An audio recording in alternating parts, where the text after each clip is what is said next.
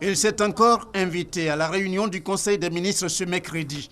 Le dossier agrobusiness, actuellement dans sa phase d'enrôlement des souscripteurs à la demande de l'État. Selon le porte-parole du gouvernement, environ 13 000 souscripteurs pour se faire rembourser sur la base du capital investi ont été enrôlés. Quant au remboursement même, il pourrait se faire à la fin de ce mois de février. À ce jour, 13 000 souscripteurs sont inscrits. Et les travaux, évidemment, continuent, puisque la police continue de vérifier les listes des souscripteurs. Si tout se passe bien, que les croisements se font dans les bonnes conditions et qu'il n'y a pas de contestation sur les listes et les montants, les remboursements pourraient commencer donc le 28 février. Une autre nouvelle, aussi capitale que bonne, elle concerne les difficultés liées à la commercialisation du cacao. Cette situation étant à la normalisation, le Conseil des ministres s'en est félicité en évoquant l'importance que revêt le cacao pour la Côte d'Ivoire. Ce qui est noté à ce jour, c'est que la situation progressivement se normalise, puisqu'on note que la baisse en région se poursuit et qu'on note une quasi-stagnation au niveau des ports. Il y a même une légère réduction, moins 1%. Au niveau des usines, les stocks continuent d'être encore un peu importants.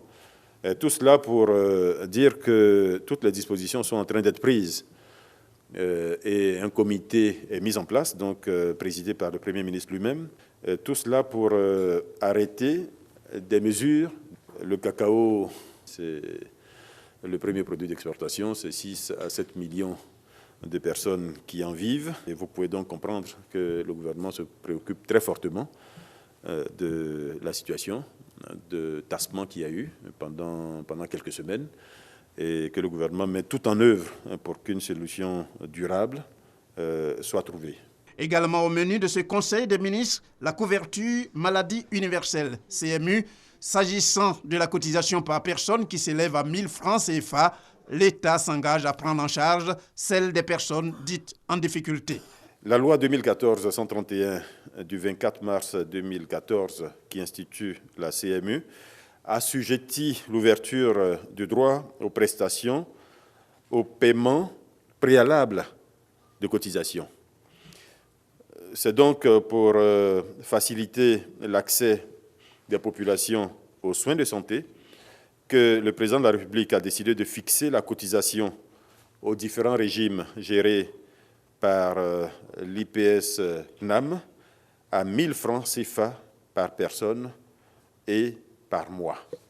Les cotisations seront perçues par prélèvement direct sur les revenus, donc de toute nature. Ce décret spécifie également que les personnes assujetties, économiquement faibles ou démunies, seront affiliées au régime d'assistance médicale de la couverture maladie universelle et que leurs cotisations seront prises en charge par l'État de Côte d'Ivoire. Le Conseil a aussi informé que toutes les dispositions sont en ce moment réunies pour la réalisation du 4e pont d'Abidjan sur la lagune Ébrié. Au titre du ministère des Affaires étrangères, le Conseil a adopté un décret portant ratification d'un accord de prêt d'un montant de 237 520 000 €, soit 155,8 milliards de francs CFA environ, conclu le 29 décembre 2016 entre la Banque africaine de développement, la BAD, et notre pays, en vue du financement du projet de construction de ce qui s'appelle le 4e pont, donc le pont Yopougon-Plateau.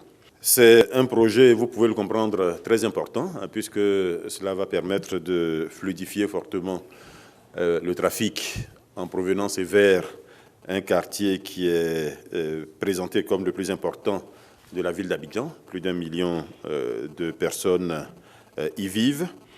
Cela va permettre, dans le même temps, comme je l'ai indiqué, de faire des projets connexes, notamment le dédoublement de la voie de la prison civile, le dédoublement de la route de Dabou, etc. Donc tout cela devrait permettre d'améliorer fortement la mobilité dans ce quartier important et d'améliorer par conséquent la qualité de vie des populations.